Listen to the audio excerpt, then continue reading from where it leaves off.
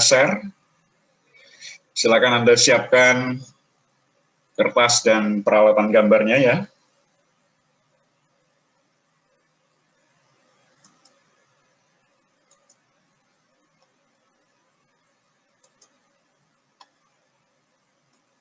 Sudah nampak di layar ini? Sudah, Pak. Ya, baik. Segera akan kita mulai ya.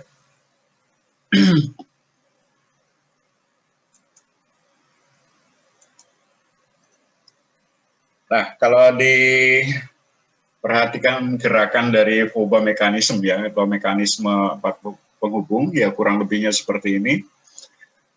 Di dinamika teknik 1 mungkin sudah diperkenalkan juga ya, bahwa fibra mekanisme itu memiliki ya 4 link ya. Salah satu linknya itu adalah ground ya, nomor 1. Kemudian link yang kedua ini di sebelah kiri ya. Ini kalau mau disebut ya crank gitu ya, crank atau engkol. Di mana link ini berotasi penuh dengan kecepatan konstan. Ini biasanya di nomori 2 ya. Nah, kemudian yang di atasnya itu link 3. Ini gerakannya kompleks ya, gabungan antara gerakan rotasi dan translasi. Nah, biasanya disebut sebagai connecting rod ya, connecting rod, atau bisa juga disebut sebagai coupler ya, coupler. Kemudian yang berikutnya yang sebelah kanan ini gerakannya rotasi juga, tetapi rotasinya itu terbatas ya, bolak-balik ya, sehingga namanya itu bukan lagi crank tetapi rocker ya, rocker. Ini yang keempat ya, sekedar mengingatkan saja ya. Ya kurang lebihnya gerakannya seperti ini. Jadi kita perhatikan untuk 2 titik ya.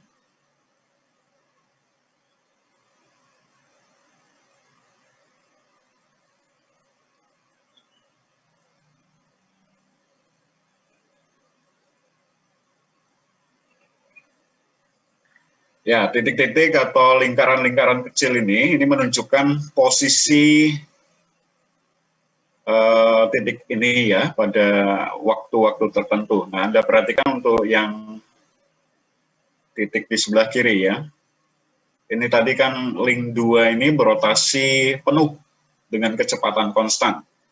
Jadi kalau kita perhatikan dari satu posisi ke posisi lainnya itu jaraknya sama ya. Ini menunjukkan bahwa gerakannya konstan.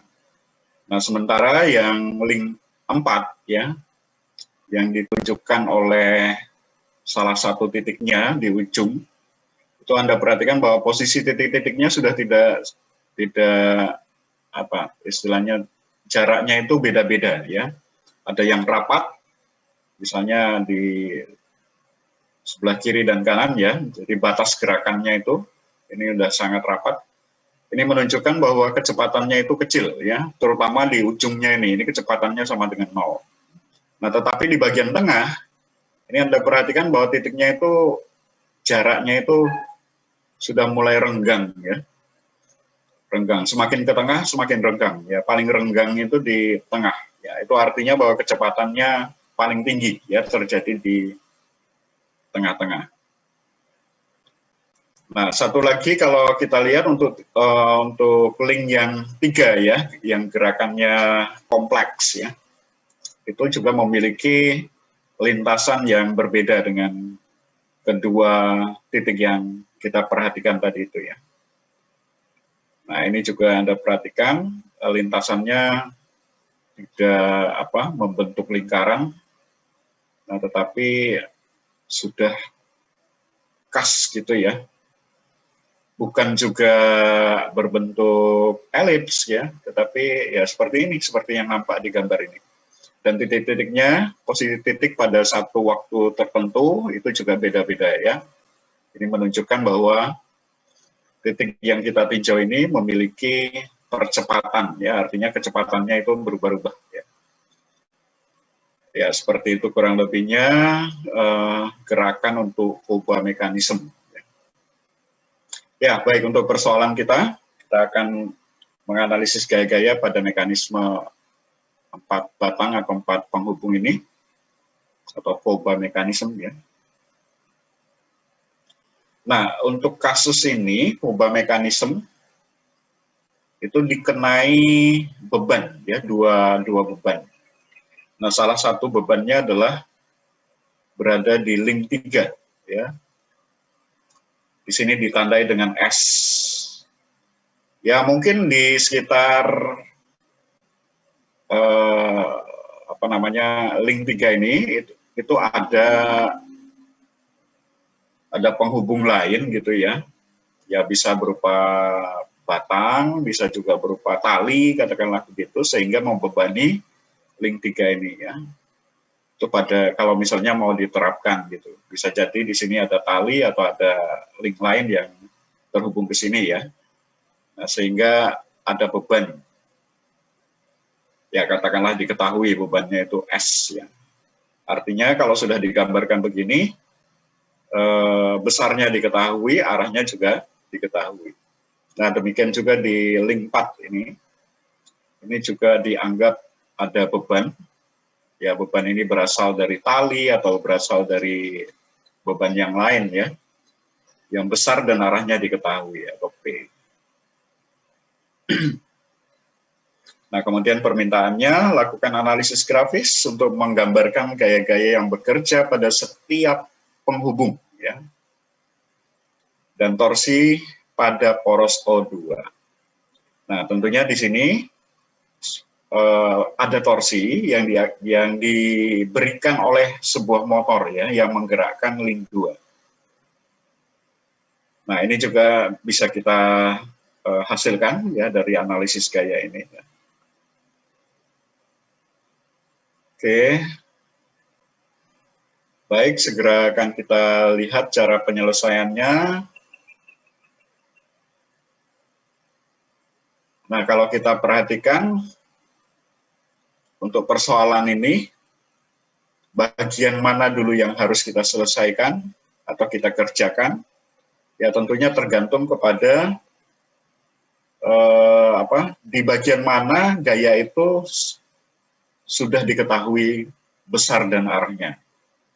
Nah, misalnya di sini diketahui link 4 ya, link 4-nya itu sudah diketahui gayanya ini, P-nya. Jadi sebaiknya kita mulai dari link 4 ya. Analisis gaya-gaya pada link 4 atau penghubung 4. Oke, kita perhatikan dulu link 4 ya. Link 4 ini tadi rocker namanya ya. Kalau dari jenis penerimaan gayanya, apakah link 4 ini termasuk two force member atau bukan ya? Menurut Anda dulu.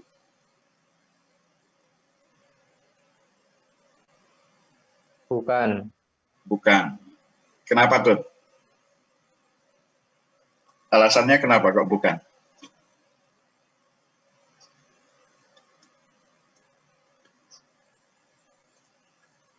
Karena?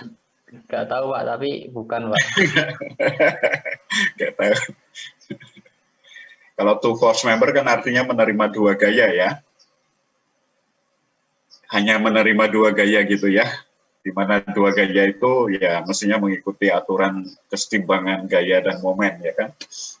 Tapi nggak mungkin ini dua gaya loh. Paling tidak Anda sudah melihat bahwa ada gaya lain yang diberikan di sini ya, yang diterima oleh penghubung 4. Selain itu juga ada gaya-gaya yang bekerja di ujung-ujungnya ya, di O4 dan di titik B, kan gitu ya. Itu aja sih alasannya, karena jumlah gayanya aja sudah tidak dua gitu loh. Tapi udah lebih dari 2, 3 gaya ini ya. Ada sebuah gaya yang diketahui secara komplit ya sebagai bebannya, kemudian 2 gaya mestinya bekerja di O4 dan B. Itu aja sih alasannya tuh. Ya nggak tuh? Ya Pak, ya Pak. Gitu. Oke, bukan two force member ya. Karena yang namanya two force member itu batang itu hanya menerima 2 gaya. Ini jelas sudah bisa dipastikan bukan two force member ya. Baik, karena bukan two force member, mau tidak mau ya harus ada metode ya. Metode bagaimana kita memecahkan masalah ini. Jadi kita tidak bisa langsung menggambarkan bahwa batang 4 itu menerima gaya yang sejajar atau yang berimpit dengan sumbunya ya. Tidak ya. Karena pastinya gaya yang bekerja di O4 dan B itu tidak berimpit ya, ada kemiringan nanti. Karena beban yang tergambar di sini juga nampak ya. Ada komponen gaya dalam arah tegak lurus dan dalam arah sejajar O4B. Baik. Karena yang mau kita analisis dulu ini adalah penghubung 4, jadi kita pisahkan penghubung 4 ya. Jadi dibuat lebih sederhana seperti ini. Nah, ini. Nah, untuk langkah pertama, itu gaya P ini kita uraikan dulu ya. Kita uraikan dalam 2 komponen. Jadi komponen yang pertama itu adalah yang tegak lurus terhadap O4B. Tegak lurus terhadap O4B. Nah, komponen yang kedua mestinya adalah komponen yang sejajar dengan garis O4B. Ya. Jadi ini kita uraikan dulu dalam 2 komponen. Jadi dibawa aja ke luar gitu. Jadi digambarkan lagi keluar gaya P tadi. Lalu kita buat 2 komponen, pertama yang tegak lurus terhadap batang O4B atau garis O4B ya. Nah, ini tegak lurus. Lalu dibawa ke sana. Kemudian salah satu yang lain itu adalah yang sejajar. Nah, ini adalah garis yang sejajar dengan O4B ya. Oke, dari sini nampak komponen gaya P yang tegak lurus, jadi yang berada di bawah ini, arahnya kemana ya menurut Anda? Apakah arahnya ke kanan atau ke kiri ya?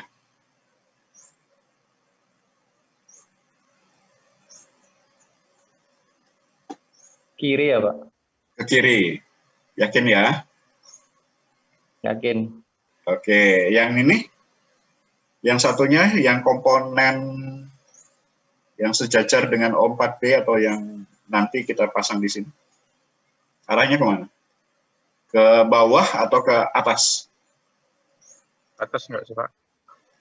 Ke atas. Kenapa, Jay? Kamu bilang itu ke atas?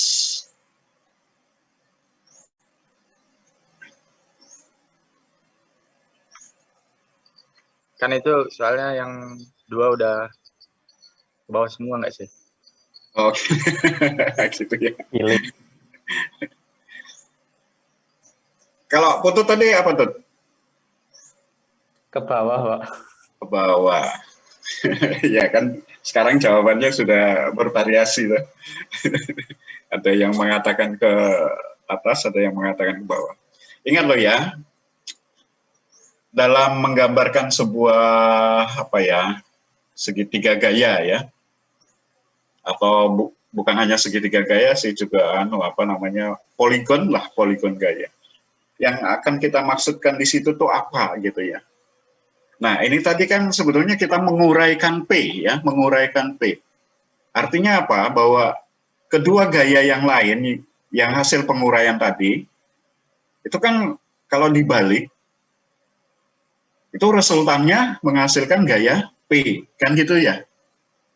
Ya enggak?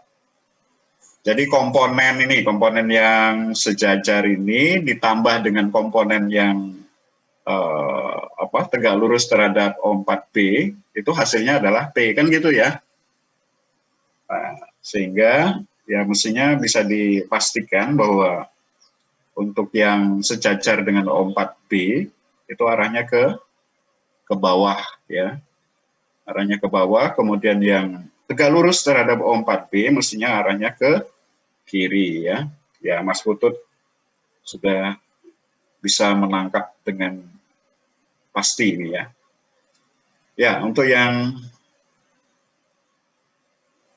apa namanya, arah sejajar ya, 4B ini ya, sudah tergambar, kemudian yang tegak lurus ini.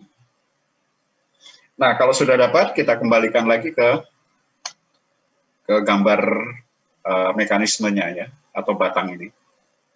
Tapi ingat loh ya, ketika Anda menggambarkan dua gaya ini, Anda harus tahu tempatnya di mana. Nah, tempatnya itu adalah titik di mana terjadi perpotongan antara gaya ini dengan batang ini. Karena titik ini menunjukkan titik di mana gaya ini bekerja, ya. Nah, sehingga ini juga harus ditempatkan di sana. Jadi seperti ini ya. Nah, ini ada tanda silang di sini. Ini menunjukkan tempatnya kedua gaya ini harus diletakkan ya. Atau dengan istilah lain, kedua gaya ini harus berpotongan pada titik ini. Ini.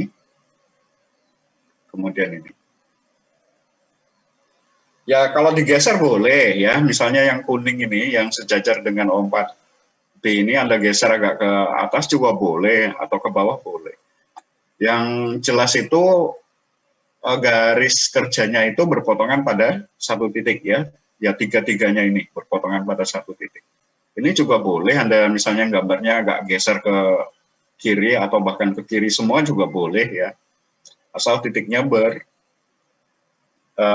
titik perpotongannya ya di situ gitu, sama-sama. Oke, itu. Nah, kalau kedua gaya ini sudah ditempatkan di situ, itu kan artinya kita menganggap bahwa gaya P ini sudah digantikan dengan dua gaya yang lain. Kan gitu ya. Jadi bisa aja kita sekarang tidak memperhatikan gaya P, tetapi sudah digantikan dengan dua gaya ini, dua komponennya. Seperti itu ya. Nah, ini kita kasih nama dulu ya, kasih nama dulu gayanya. Yang pertama yang berwarna ya saya anggap biru aja ya. Ini adalah PT4 ya. Ya, T ini mungkin istilahnya tegak lurus ya terhadap batang 4. Nah, kemudian yang kuning dinamakan dengan PN4. Ya, PN4.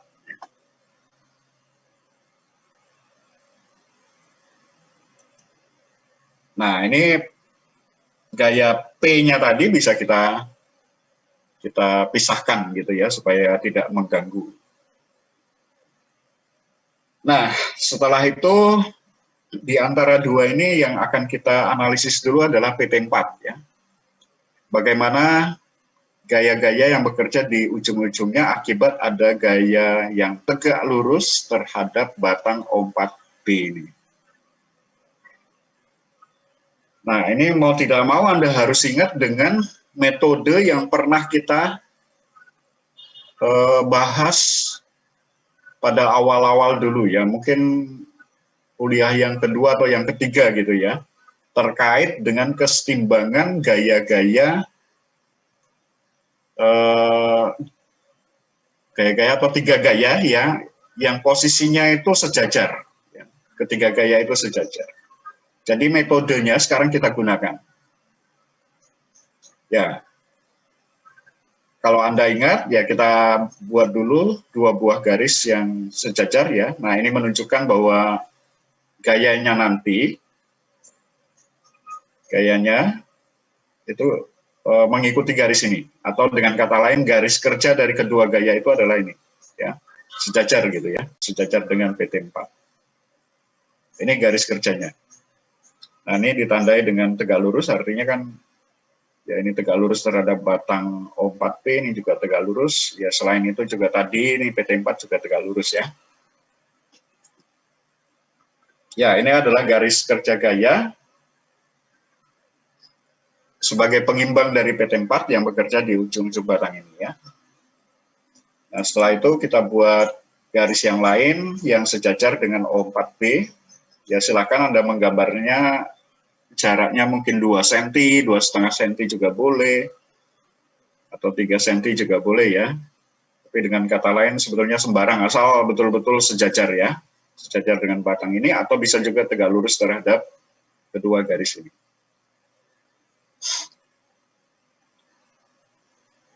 Nah, setelah itu kita buat garis yang menghubungkan titik perpotongannya ini ya, garis ini dengan ke ujung batang ini. Ujung PT4, sorry.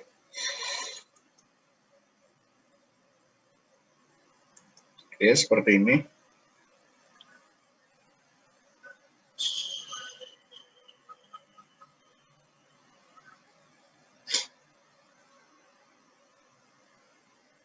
Lalu kalau misalnya garis ini kita letakkan di ujung sini,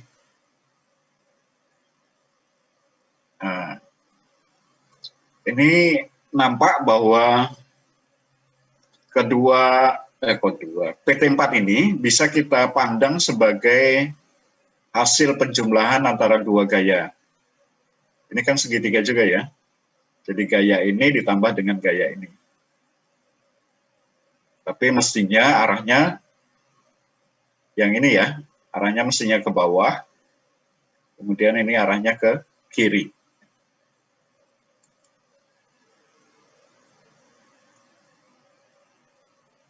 Oh, sorry ya, saya salah ini. Maaf, bukan begitu ya. Karena ini tadi adalah gaya pengimbang, maaf ya. Ini tadi gaya pengimbang, maka tentunya harus terbalik ya, bahwa ketiga-tiganya ini kalau dijumlahkan hasilnya harus sama dengan 0 ya. Jadi ini tambah ini dengan tambah ini sama dengan 0. Karena ini tadi bukan merupakan apa? Penguraian, tapi sebetulnya ini adalah pengimbang ya. Gaya pengimbang. Jadi gaya yang ya agak datar ini ditambah dengan ini tambah dengan PT4 itu hasilnya sama dengan 0.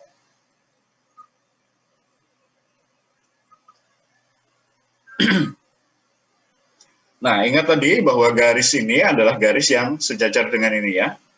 Berarti sesungguhnya gaya yang ini bekerja di garis ini, tetapi kita letakkan di ujung. Nah, ini gaya yang bekerja di ujung B, kemudian yang ini adalah gaya yang bekerja di ujung O4.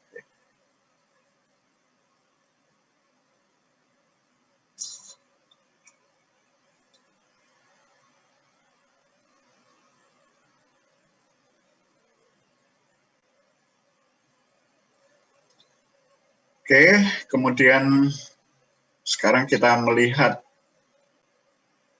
dua gaya yang lain, yaitu komponen yang tegak lurus terhadap PT4 ya. Dengan cara membuat dua buah garis ini sejajar. Ini persis di ujungnya ya. Ujung dari gaya ini. Kemudian garis yang lain, ujung gaya yang kecil. Nah, sekarang kalau kita gambarkan ini ya, komponen dari PT4 ini yang sejajar dengan batang ini. Arahnya ke kiri, yang atas ya. Tapi yang bawah ini arahnya ke kanan.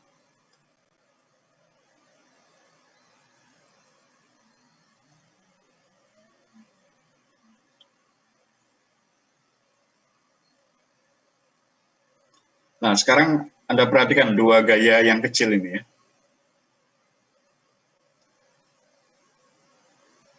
Ini kira-kira sama apa tidak ya besarnya? Atau panjangnya kalau digambar? Sama atau berbeda ya? Sama, Pak.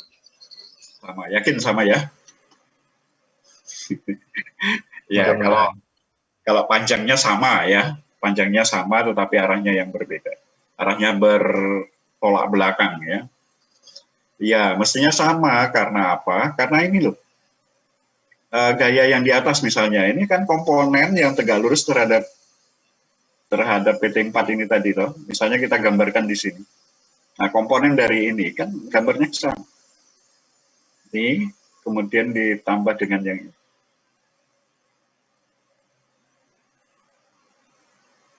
Nah, kemudian yang di bawah, ini arahnya ke sana. Jadi komponen ini dalam arah yang tegak lurus terhadap PT4.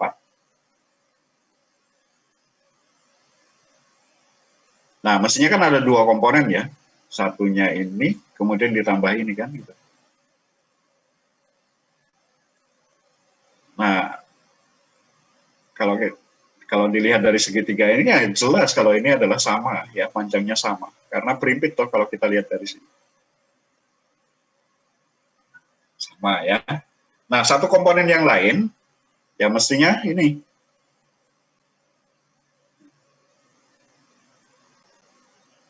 Jadi dari gaya yang paling bawah ya, yang panjang ini tadi yang sudah kita bawa ke sini, Anda perhatikan ini hasil penjumlahan dari gaya yang kecil ini ditambah dengan gaya ini. Ya toh?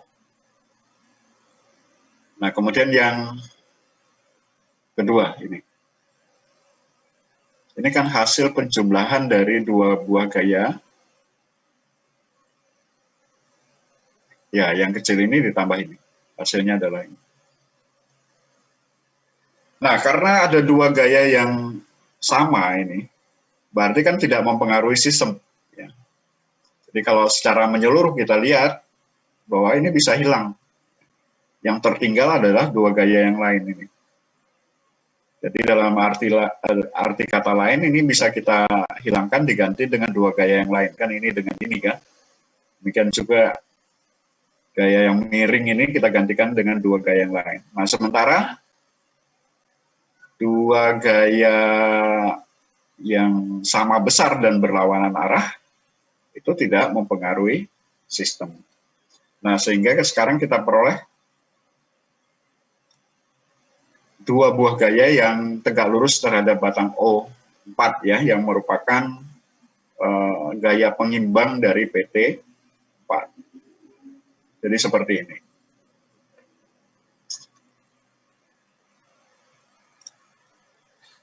Oke, ada pertanyaan silakan. Ini memang persoalan ini mau tidak mau memang harus ya, Pak, agak pelan-pelan. Karena berbeda dengan yang sebelum-sebelumnya ya. Nah, ini salah satu cara untuk menyelesaikan gaya-gaya pada sebuah batang yang bukan two force member ya.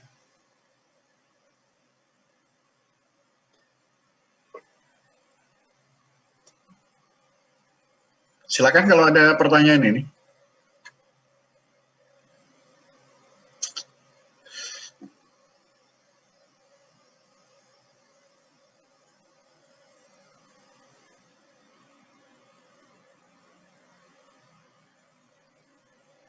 Halo, kalau nggak ada pertanyaan berarti saya anggap sudah paham ya?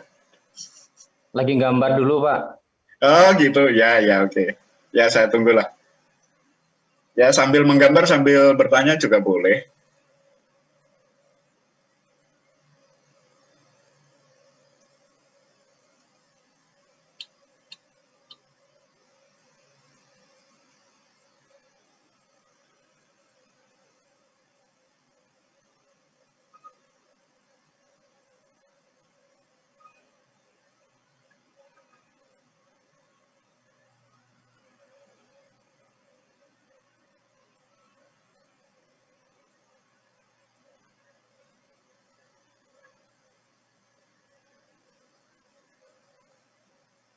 Atau mungkin diulang lagi?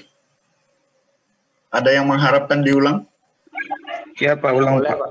Ulang, Diulang Pak. lagi ya? Ya oke. Ya, saya menyadari memang ini nggak terlalu mudah ya. Ya saya ulangi ya. Oke.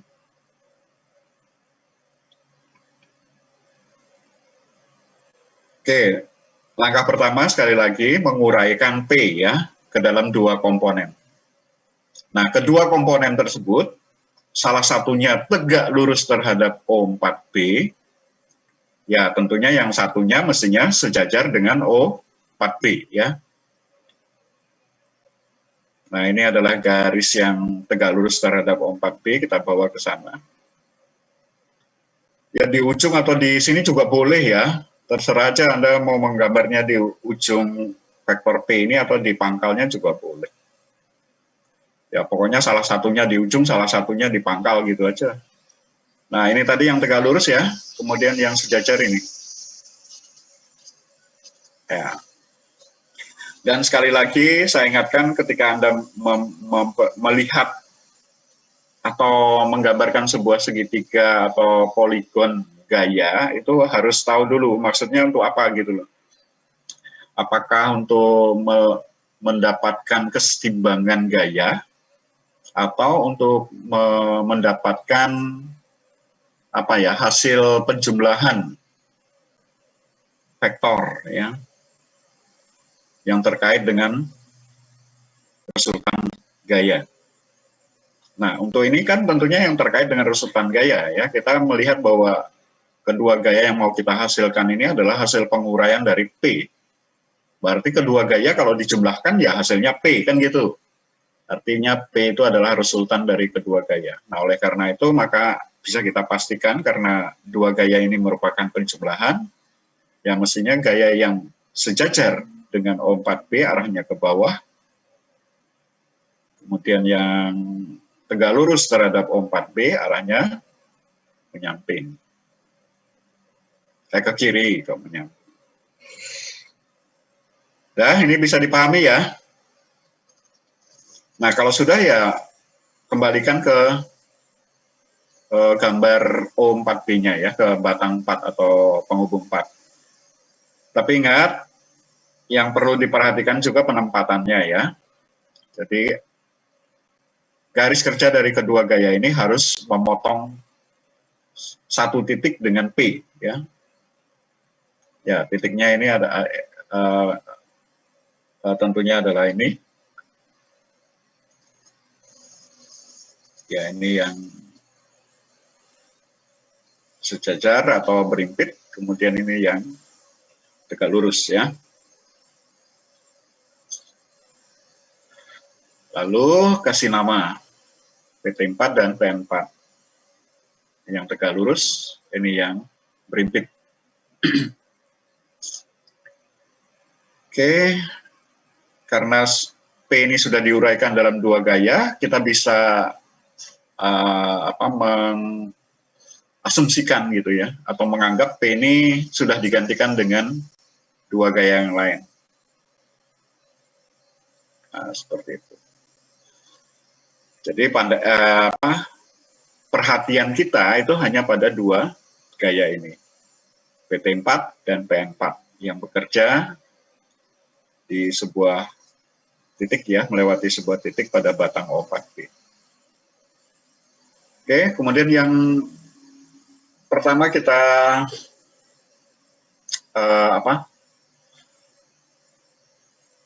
apa istilahnya ya, kita kerjakan dulu, itu adalah gaya-gaya pengimbang pada ujung batang O4B atau batang 4 ya,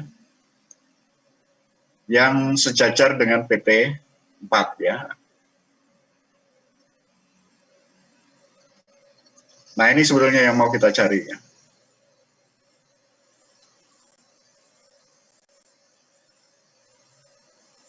Jadi garis kerjanya kita gambarkan dulu. Ini garis kerjanya sejajar dengan PT4. Nah, karena PT4 tadi tegak lurus terhadap O4B, ya tentunya ini juga harus tegak lurus ya. Nah, untuk menentukan ini, kita perlu metode yang sudah sempat kita bahas 2 atau 3 minggu pertama ya. Jadi buat sebuah garis bantu dulu yang sejajar dengan batang 4 atau garis O4B. Jaraknya bebas.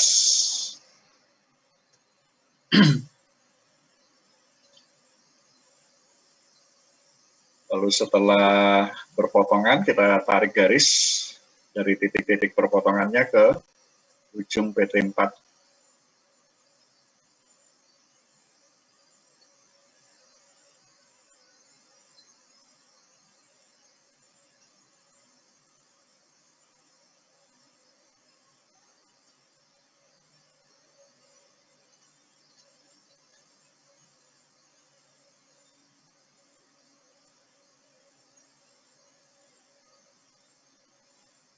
Lalu untuk melihat apa hubungan antara kedua garis ini dengan PT4, ya bisa digambarkan. Nah, sebetulnya di luar juga boleh ya. Anda menggambarnya di luar juga boleh. Jadi PT4 ini dibawa keluar dulu, kemudian digambar dua buah garis yang mengikuti kedua garis ini tadi.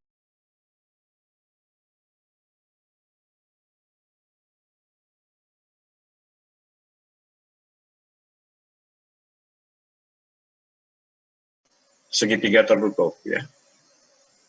Nah, segitiga tertutup ini menunjukkan bahwa kedua gaya ini kalau dijumlahkan dengan PT4 hasilnya sama dengan 0. Karena kedua gaya ini kan gaya pengimbang di kedua ujung batang ini, O4 dan B. Ya, artinya bahwa gaya ini ditambah dengan gaya ini, tambah dengan PT4, itu hasilnya sama dengan 0.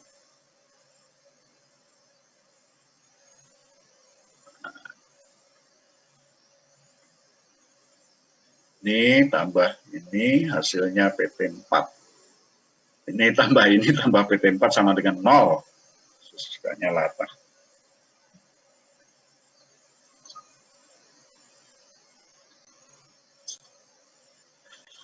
Nah, ini artinya bahwa gaya ini yang berada di bawah ini ya, agak panjang ini. Ini tadi kan sebetulnya adalah komponen gaya yang bekerja di ujung B.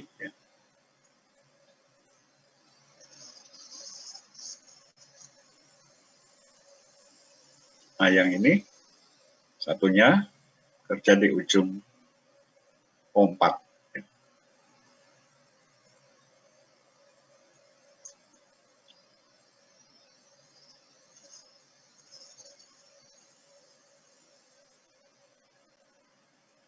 Nah, ini sebetulnya mau melihat komponen dari dua gaya ini. Ini kan masih miring gayanya kan? Masih miring. Yang kita mau cari tadi kan gaya yang tegak lurus, ya toh? Ini kedua gaya ini miring. Tapi yang kita maksudkan tadi dari awal itu adalah gaya yang tegak lurus. Nah, kalau kita uraikan lagi kedua gaya ini, kedua gayanya itu yang pertama yang sejajar ini. Ini yang sejajar. Satunya mana? Ya ini. Ini ditambah ini. Ini juga ditambahin.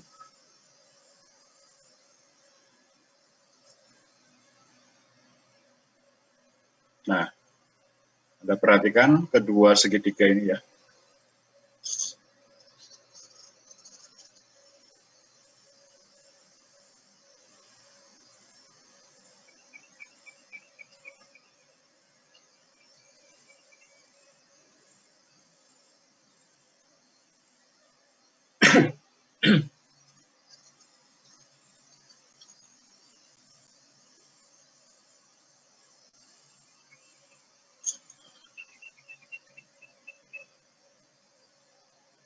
Sampai di sini ada pertanyaan?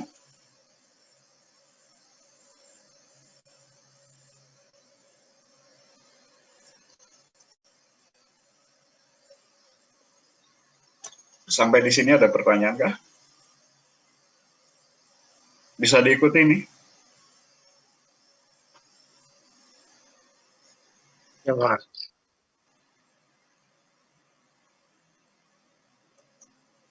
Oke. Nah, dari kedua segitiga ini ya, perhatian kita ke dua segitiga ini. Sebelumnya tadi yang awal yang kita temukan kan dua gaya yang miring ini ya. Ini merupakan lawan dari PT4 ya. Artinya ketika kedua gaya ini diberikan miring seperti ini, satunya di ujung B, satunya di ujung O4, Ini sudah terjadi kesetimbangan ini. Kesetimbangan. Nah, tetapi kalau kita perhatikan kedua komponennya,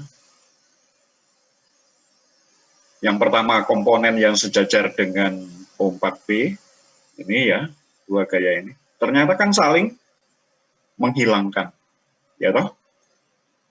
Panjangnya sama, arahnya berlawanan.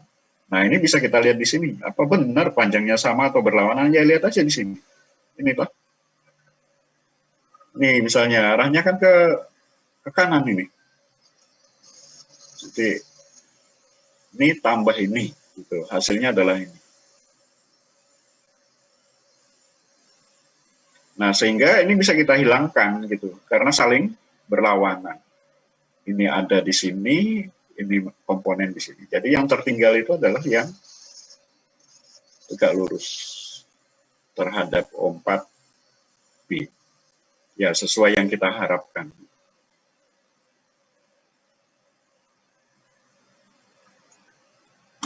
Oke, kedua gaya ini kemudian kita tandai ya, kita kasih nama F34T4. Kenapa kok F34?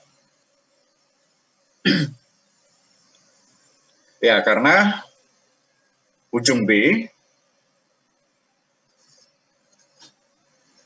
ini juga berhubungan dengan penghubung atau link 3 ya. Jadi namanya F34 dan T4-nya untuk apa? T4-nya itu adalah sebagai petunjuk bahwa itu adalah komponen yang tegak lurus terhadap batang 4 ya. Jadi yang ada barusan ini itu adalah komponen dari F34 ya. Yang tegak lurus terhadap batang 4. Demikian juga di ujung O4 ini. Yang kita dapatkan itu adalah komponen dari F14 yang tegak lurus terhadap batang 4. Jadi kalau di gambarnya disederhanakan ya jadi seperti ini.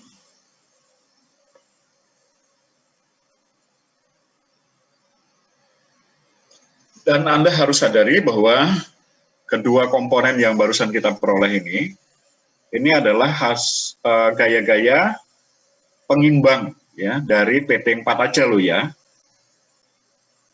Belum PN4. Jadi hanya gaya pengimbang dari PT4. Jadi gaya yang tegak lurus terhadap batang O4B. Oke, bisa diterima ini.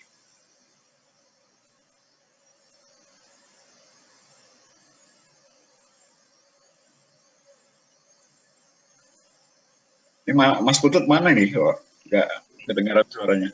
Bisa Pak, lagi gambar Ya. nyelesain Pak. Ini siapa lagi yang biasanya? Niko, Heru. Bisa Pak, bisa. Bisa ya. Ya, mudah-mudahan. Si Brian mana nih, Brian? Alfa, ya aman. Aman. Bintang mana Bintang? Bintang kayaknya dia buka dua komputer ini. Halo, Pak. Ya, dua atau kamu ya? Ya, Yang satunya HP kayaknya ya, satunya HP, satunya komputer atau gimana? Dua-duanya komputer nih.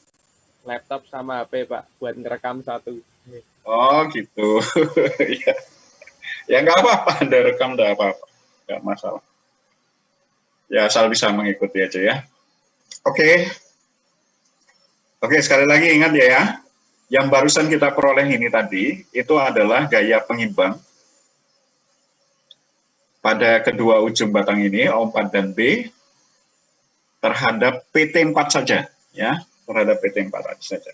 Nah, sementara untuk PN4 gaya pengimbangannya mana? Belum bisa diperoleh untuk saat ini ya. Jadi kalau kita baru meninjau penghubung 4 atau link 4 itu sebenarnya tidak selesai masalahnya ya, belum selesai di link 4 sendiri. Kita belum menemukan secara total atau secara penuh gaya-gaya yang bekerja pada kedua ujungnya ya, O4 dan B. Yang barusan kita peroleh itu adalah komponennya ini, yaitu komponen yang tegak lurus terhadap O4B. Itu yang barusan kita peroleh. Nah, komponen yang sejajar belum ya. Jadi ini masih meninggalkan satu persoalan ya. Nah, karena tadi kita nyatakan untuk yang gaya yang bekerja di ujung B itu F34T4, ya tentunya pasangannya komponen yang lain itu adalah F34N4 ya. Demikian juga yang ini ya, ada satu komponen F14N4.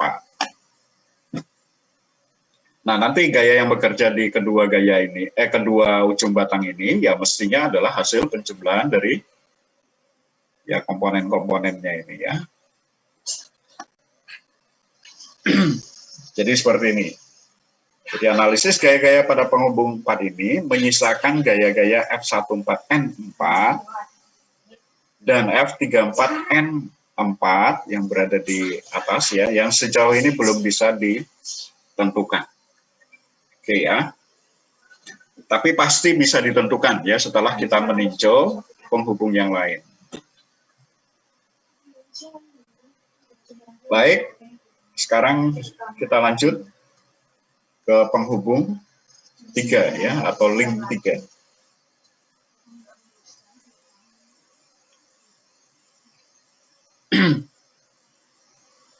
Ya, kita sederhanakan dulu gambarnya. Nah, seperti ini. Baik, untuk link 3 ada gaya S yang diberikan di sana sebagai beban ya. Nah, tentunya ada gaya yang lain yang harus kita tentukan, yaitu di ujung B dan di ujung A. Mestinya kalau di ujung B itu gayanya gaya apa ya? Kalau dikasih nama gitu. F43. Iya, F43. Di ujung A? Ya, karena ketemu dengan link 2, ya mestinya F23. Nah, khusus di ujung B. Ujung B ini kan juga terkait dengan penghubung 4 tadi. Ada yang sudah kita peroleh, satu komponennya ya dari F43.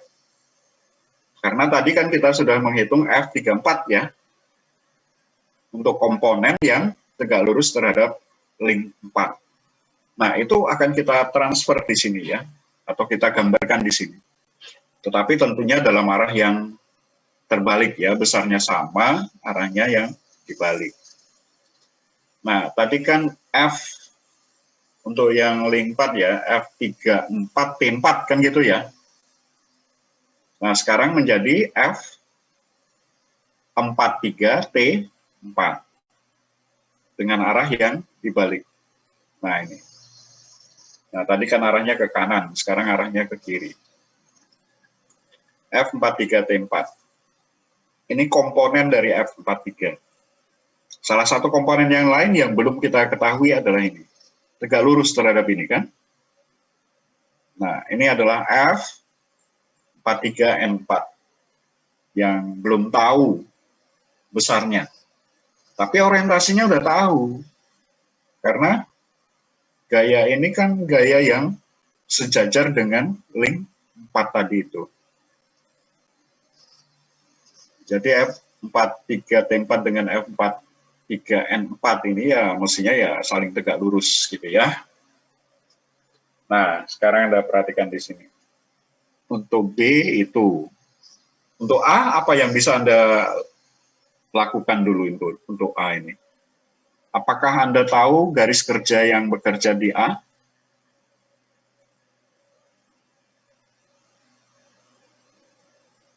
Orientasi dari garis kerja yang bekerja di titik A? F23N2 bukan, Pak?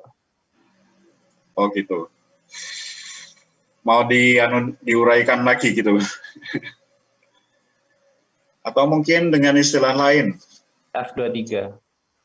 Ya, F23 di situ ya. Anda tahu garis kerjanya F23? Sudah bisa dipastikan maksud saya?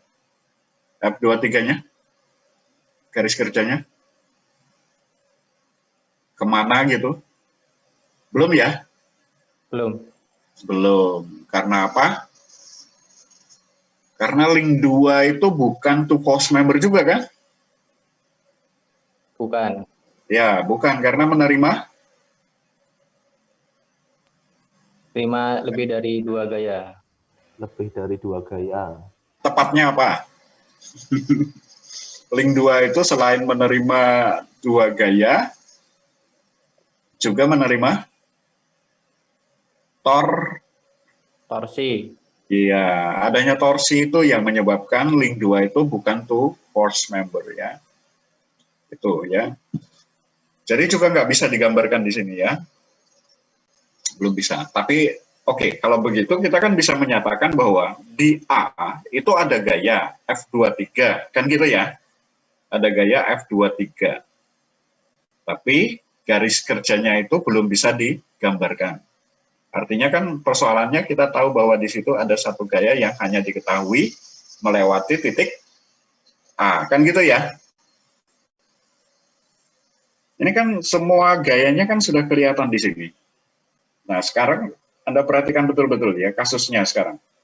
Berarti ini ada berapa gaya nih kalau yang sudah tergambar ini di sini? Kalau dijumlahkan ada berapa gaya? Yang ada sekarang gitu loh, yang tergambar. 4 toh? Ya enggak? 4. 1, 2, 3, 4 kan gitu ya? Ada 4 gaya. Jadi kan persoalannya ada 4 gaya. 2 gaya diketahui secara komplit, baik besar maupun arahnya, yaitu S dan F43T4. Gitu ya, 2 gaya diketahui secara komplit.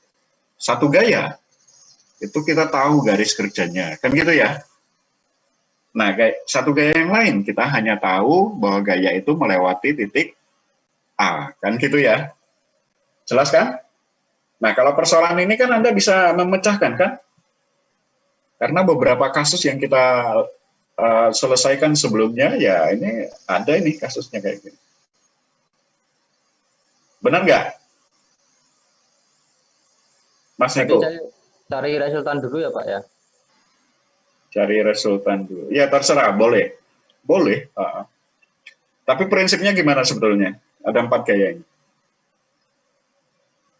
Prinsip umumnya 4 gaya ini diapain dulu?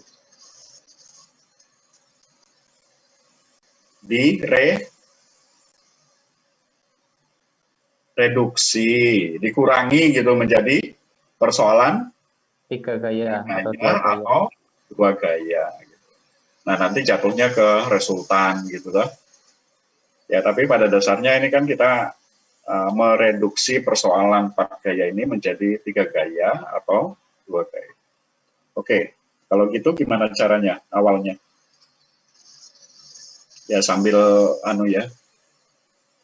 sambil mengasah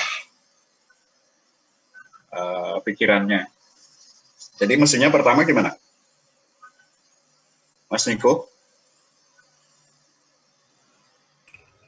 Benar Pak, belum Belum dapat ide.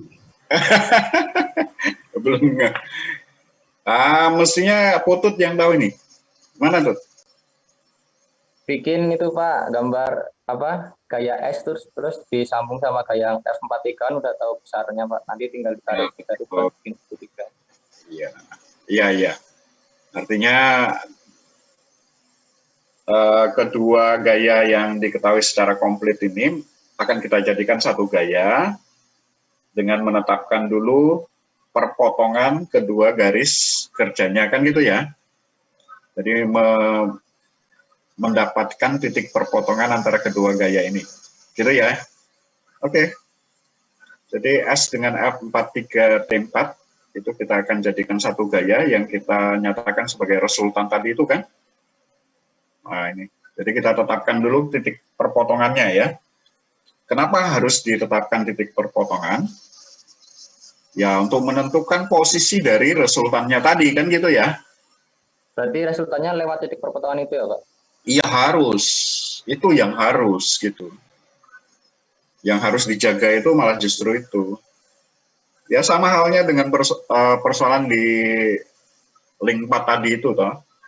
Kenapa kok kita kedua gaya hasil penguraian P tadi itu tempatnya harus di situ gitu. Memang harus begitu gitu. Jadi resultan itu harus ditempatkan pada titik perpotongan. Oke. Jadi ya resultannya sendiri sebenarnya bisa dicari langsung ya dengan membuat sebuah segitiga gaya ya. Jadi S plus F43T4 ya hasilnya ya resultannya itu. S plus F43T4. Nah hasilnya mana nih? Apakah arahnya dari bawah ke atas? Bawah ke atas, Pak. Atau dari kiri ke kanan atau atas ke bawah? Ya, ini ya.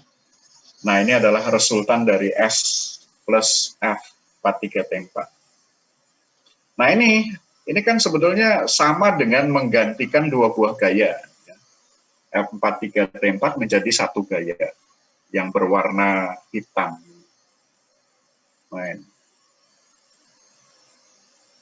Nah, kalau demikian kan jadi persoalannya menjadi tiga gaya kan? Kalau kita perhatikan sekarang loh. Karena S dengan F43T4 kan sudah digantikan oleh ini kan.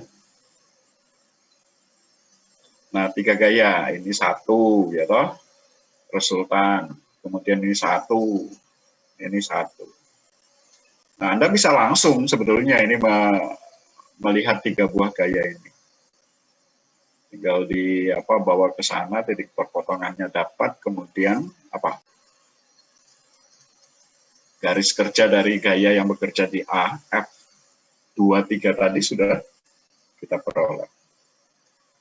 Atau bisa juga kita nyatakan dengan cara lain ya, bahwa F43N4 kalau dijumlahkan dengan F, berapa tadi di sini? F23 ya. F43N4 plus F23 hasilnya gimana? Harus sama besar dan sejajar sama itu ya, Pak. S Iya. plus F43T4. Betul sekali. Jadi hasil penjumlahan ini harus sama besar dengan resultan dari S plus F43T4. Arahnya berlawanan. Orientasinya berimpit. Jadi tempatnya itu berimpit. Nah ini ya. Jadi tempatnya berimpit. Ya bisa kita letakkan di mana boleh. Ya, di mana saja boleh. Jadi ini adalah hasil penjumlahan F23 plus F43N4. Ini panjangnya harus sama loh ya. Panjangnya harus sama dengan ini, nggak boleh beda. Ya, ini adalah resultannya. Nah, untuk mendapatkan garis kerja F23, ya tinggal mencari titik perpotongan antara garis kerja F43N4 dengan garis kerja dari resultan F23 plus F43N4. Ini titik perpotongannya, maka gaya yang bekerja di A, F23, ini sekarang sudah bisa kita gambarkan.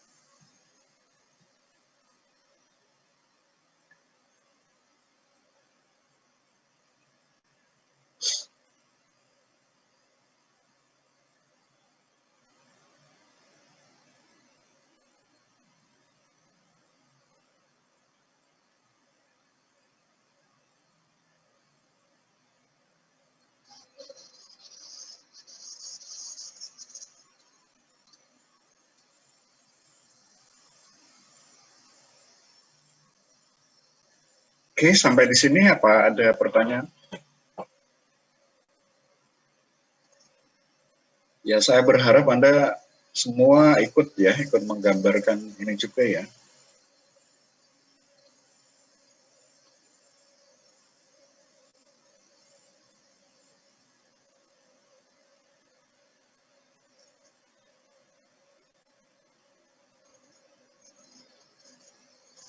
Bisa kita lanjut ini? Sudah selesai gambarnya? Bentar Pak, bentar. Oh, bentar.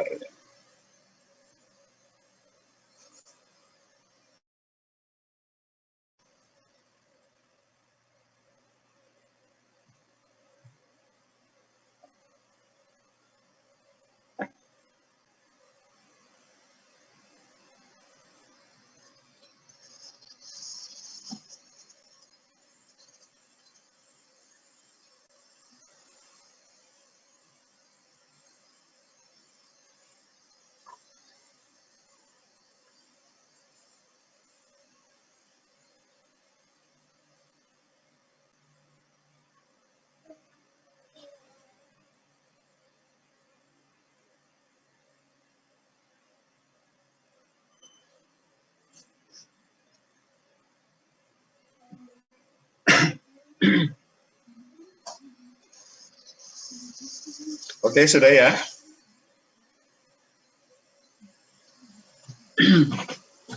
Ya, baik. Ini garis kerja dari F23 sudah kita peroleh. Tentunya kita bisa menggambarkan atau memperoleh gaya F23 dan juga F43N4 ya dengan menggambarkan segitiga gaya. Oke. Jadi ini resultannya F23. Ini boleh Anda gambarkan di luar juga ya. Ya, memang boleh juga di sini juga boleh, langsung juga boleh ya, di titik A langsung gitu juga boleh. Kenapa? Karena nanti F23-nya langsung terpasang di sini ya. Nah, ini tadi kan resultan ya, resultan dari F23 plus F43N4. Nah, sementara ini kan garisnya F23 ya. Nah, garis F23 sudah ada, ini resultannya. Nah, yang belum ada adalah garis F43N4, ya kita gambarkan di sini ya. Jadi garisnya tuh. Nah, ya, di sini juga sudah nampak di segitiga ini. F23 plus F43N4. Ya, ini hasilnya tadi sama dengan ini.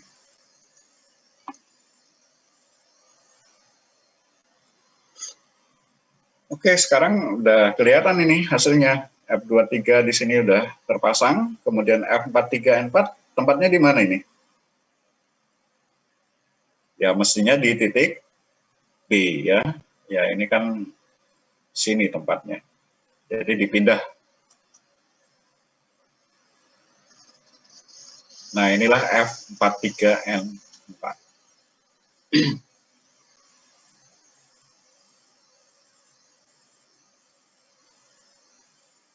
Oke, khusus yang di B ya. Anda perhatikan khusus yang di B.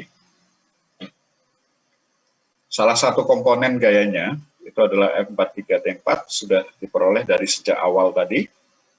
Nah, sekarang muncul komponen lainnya F43N4. Bukankah kedua gaya ini sudah bisa kita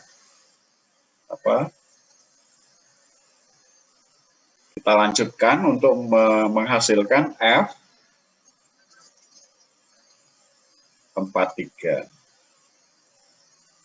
Kalau ini dua gaya ini ditambah, ya mestinya menghasilkan F43.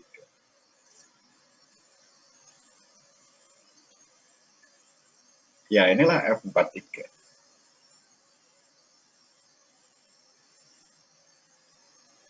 Nah, ini artinya bahwa kita sudah memperoleh dua gaya pada ujung-ujung batang 3. Di ujung A F23, di ujung B F43. Udah. Jadi pada penghubung 3 komplit. Selesai gitu.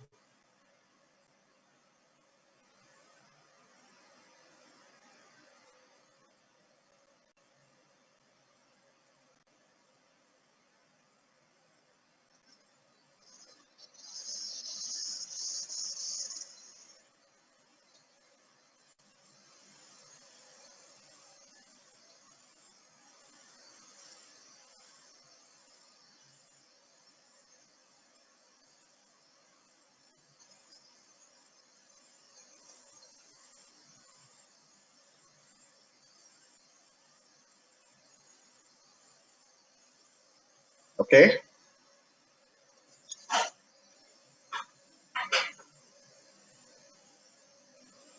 Bisa dilanjut?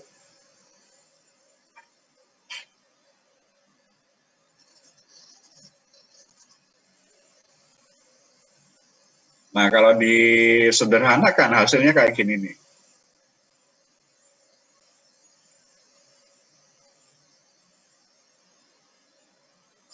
Jadi untuk link 3 dengan gaya S yang bekerja di situ, kita sudah mendapatkan gaya-gaya yang bekerja pada kedua ujungnya, F23 dan F43.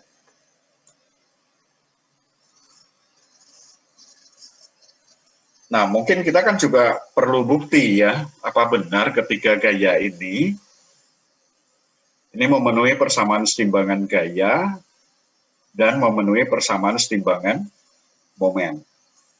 Nah, misalnya untuk posisi seperti tergambar ini ya, yang pertama kali yang bisa kita buktikan bahwa ketiga gaya ini berada dalam kesetimbangan momen, itu kalau garis kerjanya itu berpotongan pada satu titik. Nah, coba kita kita tambahkan garis semua gitu loh. Nah, misalnya S diperpanjang, F23 diperpanjang, F43 diperpanjang. Nah, mestinya berpotongan pada satu titik. Nah, ini membuktikan bahwa ketiga gaya ini memenuhi persamaan setimbangan momen. Ya. Nah, apakah memenuhi persamaan setimbangan gaya? Ya, kita pindahkan aja ketiga gaya ini sehingga membentuk sebuah segitiga yang tertutup. Ya.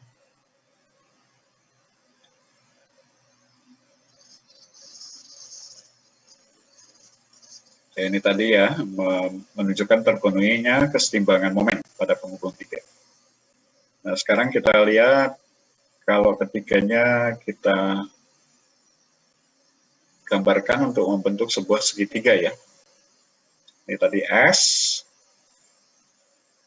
ini F23, kemudian ini adalah F43. Ya. Nah, nampak di sini bahwa ketiga gaya ini membentuk sebuah segitiga yang tertutup. Itu artinya bahwa kesetimbangan gaya pada penghubung tiga ini juga terpenuhi.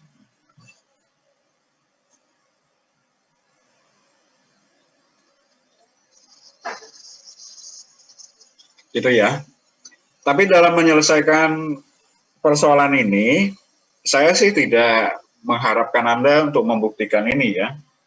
Kalau misalnya dalam satu persoalan ujian gitu ya, ya ini kan artinya menambah waktu ya. Kalau tidak Anda kerjakan tidak apa-apa. Ya. Tapi kalau misalnya waktunya agak cukup longgar, ya silahkan dibuktikan. Gitu. Ya ini sebagai istilahnya tambahan saja.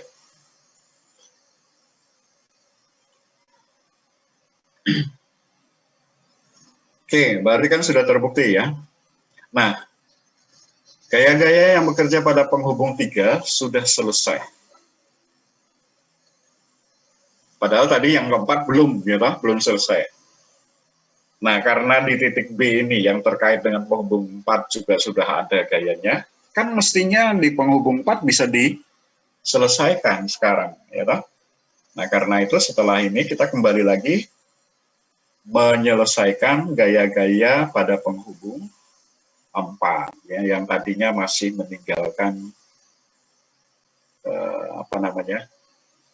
dua gaya yang belum diketahui ya.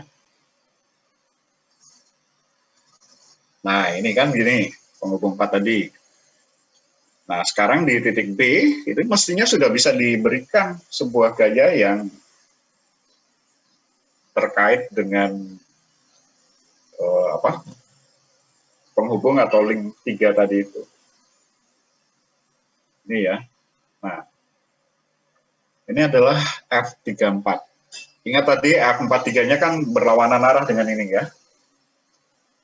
Jadi F34-nya yang mestinya ke situ. Nah, F34 ini kan merupakan penjumlahan dari F34T4 dan F34N4 ya, yang ini. Jadi kalau mau digambarkan seperti ini. Ini kan hasil penjumlahannya. F34T4 ditambah dengan F34N4.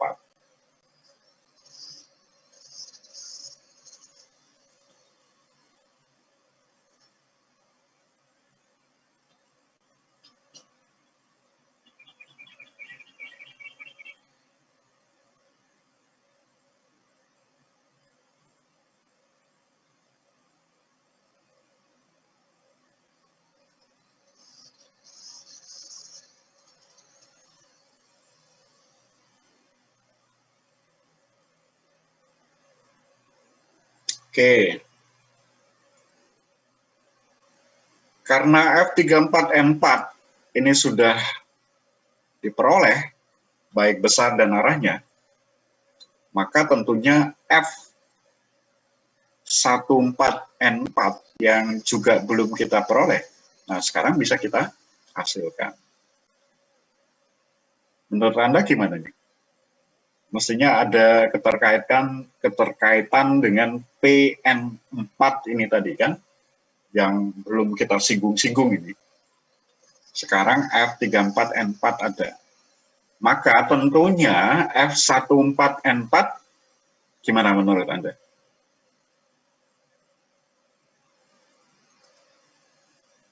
Halo? F14N4 mestinya bagaimana?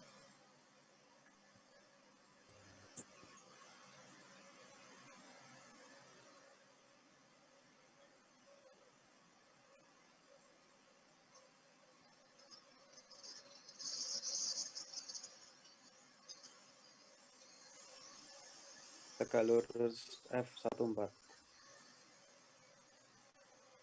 Iya, udah pastilah. Ini kan sudah ada. Bukan itu maksud saya. Itu pasti. Jika dijumlahkan F34N4 sama dengan PN4. Betul sekali. Kalau gitu, kalau Anda perhatikan ya ini ya.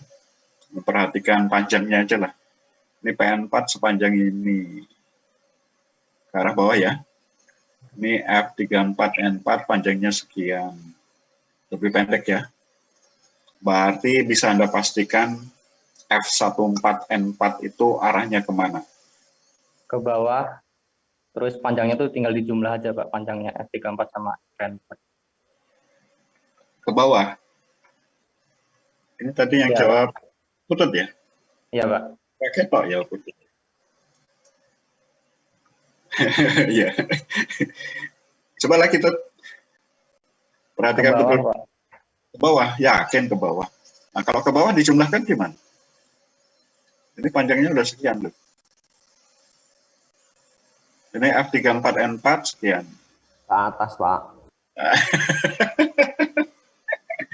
Ya mestinya ke atas lah. Ya toh?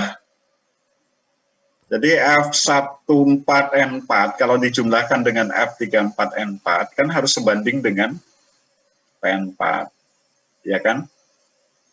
Artinya bahwa keseimbangan gaya itu terpenuhi. Oke, caranya seperti ini. Jadi PN4 saya gambarkan di sini, kemudian dikurangi dengan F34N4. Hasilnya adalah ini. Nah, gitu. Ya inilah F14N4. Ya ingat tadi ya, bahwa di awal tadi kita mengaplikasikan atau menerapkan persamaan keseimbangan gaya, tapi khusus yang tegak lurus terhadap garis O4B. Nah, sementara keseimbangan gaya yang sejajar dengan O4B itu mau tidak mau kita tunda, karena sangat berhubungan dengan kondisi penghubung 3 ya, yang juga menanggung gaya. Nah sekarang karena penghubung 3 sudah selesai dan bisa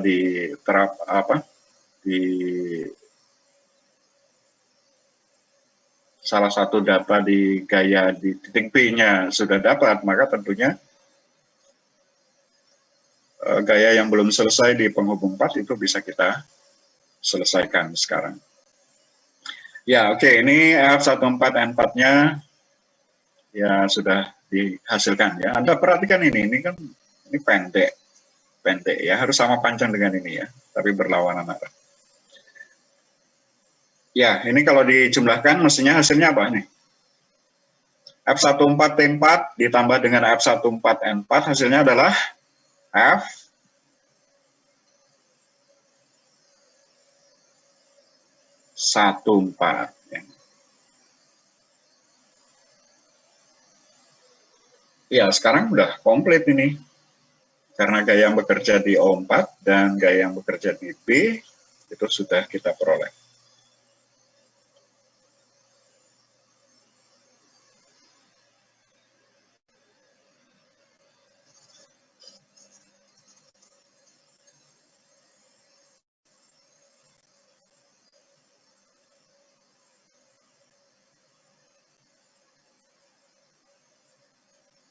Gimana, ada pertanyaan ini?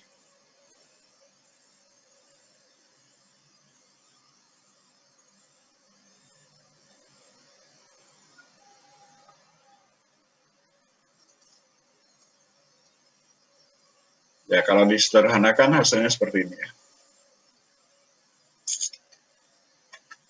Jadi kondisi gaya-gaya yang bekerja pada link 4. Nah, kalau diperhatikan ya, ketiga gaya ini, itu kan hampir sejajar. Ya toh? Kalau untuk membuktikan apakah ketiga gaya ini memenuhi persamaan setimbangan momen, kan mungkin nggak kelihatan ya titik perpotongannya ya. Ya toh? Titik perpotongannya itu nun jauh di sana itu. Nah, karena itu kalau untuk membuktikan ini ya perlu lagi satu metode yang khusus ya, yang pernah kita bahas sebelumnya tuh. 3 buah gaya yang berada dalam kesetimbangan, ya, tapi posisi dari ketiga gaya ini hampir sejajar gitu. Ya, silakan Anda baca-baca lagi ya caranya itu.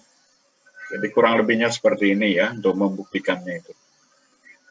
Jadi dibuat sebuah garis yang memotong ketiga garis kerja gaya, kemudian 2 garis yang sejajar,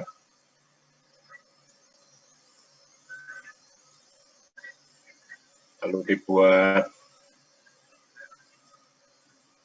garis yang lain yang membentuk sebuah sudut di sini, terserah sudut berapa gitu ya, dibuat miring, lalu dihubungkan ini. Nah, apakah kalau ini saya pindahkan ke sini persis memotong di sini?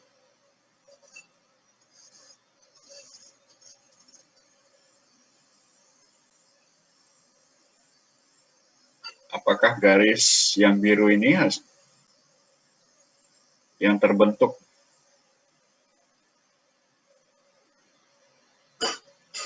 dengan menghubungkan L ke M ini, lalu kita tempatkan di N, itu persis akan memotong titik K. Nah, ternyata kan memotongnya. Nah, kalau memotong ini artinya bahwa ketiga gaya ini memenuhi persamaan setimbangan momen. Ya. Tuh. Ya, sekali lagi, untuk pembuktian yang seperti ini, kalau di ujian Anda tidak perlu ya. Jadi tidak perlu dilakukan. Kecuali kalau misalnya waktunya longgar ya. Kalau longgar ya monggo kalau mau dibuktikan gitu. Ini kesetimbangan momen. Kalau setimbangan gaya ya tinggal digambarkan aja ya. Kalau setimbangan gaya menggambarkan sebuah segitiga. Ya, misalnya ini ya. Bahwa keluar. Nah, cuman memang kelihatan berimpit semua ya. Gaya ini. Jadi kalau ketiga gayanya digambarkan dalam bentuk segitiga, itu akan kita peroleh segitiga yang tertutup.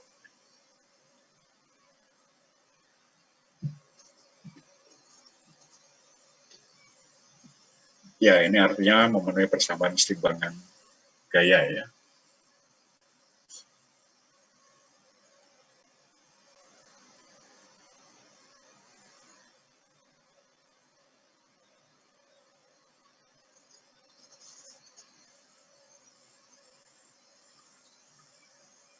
Oke, itu berarti penghubung 4 dan penghubung 3 ini sudah komplit, bisa diselesaikan gaya-gaya yang bekerja pada setiap ujungnya. Nah, sekarang kalau penghubung 2 gimana? Kalau penghubung 2 kan gampangnya. Ya enggak, Niko? Kalau penghubung 2 kan jadi gampang ya? Benar enggak? Sepertinya, Pak. Sepertinya. Udah biasa kalau penghubung 2 ini. Ya, sekarang kita lihat ya, analisis gaya-gaya pada penghubung 2. Ya, kalau disederhanakan seperti ini. Ya, untuk penghubung 2 ya, gaya yang bekerja apa aja, yuk. F berapa aja? 32, F32, oke. Lalu satunya lagi? 12, 12. Tambah lagi? Bukan gaya tapi? Torsi. Torsi, ya oke. Ya, F32 ya. F32 mestinya sama besar dengan F23. Arahnya berlawanan. Ya, tadi F23-nya kan arahnya ke kanan ya. Turun sedikit. Nah, F32-nya ke kiri. Kalau di A itu sudah ada F32, padahal kan gayanya cuma 2 gitu ya. Berarti F12 mestinya ya sama besar dengan F32, arahnya juga berlawanan.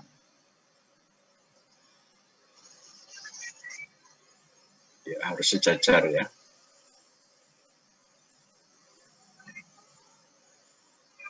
Ya, ini tadi maksudnya kenapa mampir di sini itu karena supaya sama gitu ya.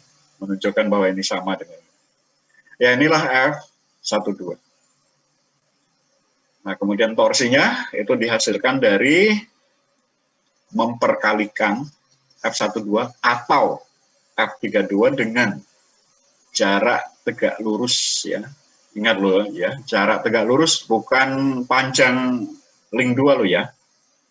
Tapi jarak tegak lurus dari kedua gaya yang membentuk couple. Nah, couple dari F12 dan F32 itu arahnya gimana? Arah perputarannya CCW. Counterclockwise gitu. Oke, CCW ya, berlawanan arah jarum jam. Nah, sehingga T2-nya harusnya searah jarum jam. Ya, ini H ya. Ini. Nah, inilah T2 yang harus diberikan oleh motor ya, untuk mengatasi beban-beban yang ada di link 3 dan link 4. Seperti itu.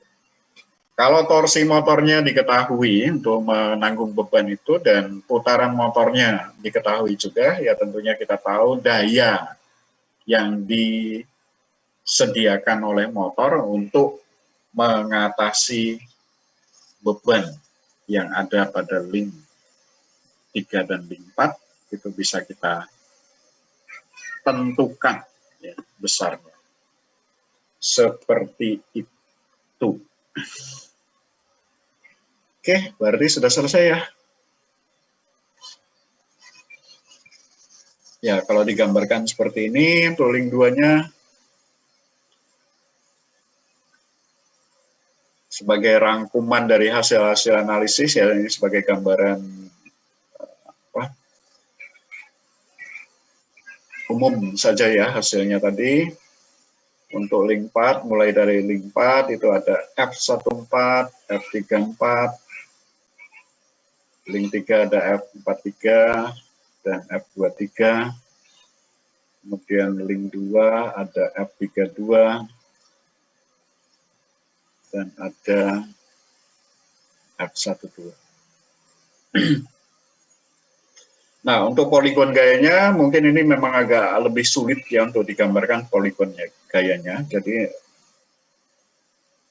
memang orang itu kalau mau melakukan analisis ya memang harus memilih ya. Memilih pakai poligon gaya atau digambarkan langsung pada mekanisme. Nah, kalau misalnya akan lebih mudah langsung digambarkan di sebuah mekanisme, ya lakukan di situ aja gitu. Nah, karena kalau untuk poligon gaya, ini mau tidak mau memang harus mengikuti pola penyelesaian seperti ini tadi. Jadi tidak juga nggak apa-apa. Ya sekalipun bisa gitu, tapi malah justru lebih ruwet gitu ya. Jadi tidak usah dilakukan nggak apa-apa untuk poligon gayanya ya.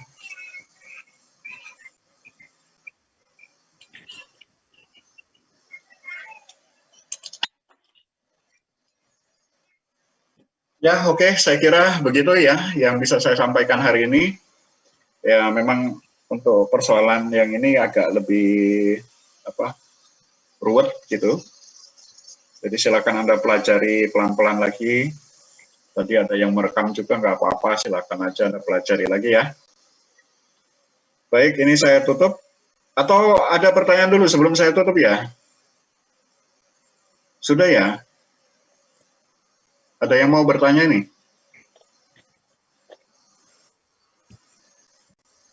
Tidak, Pak.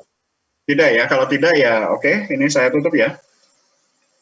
And so, then stop share. Ya, baik, saya kira begitu yang bisa saya sampaikan hari ini. Silakan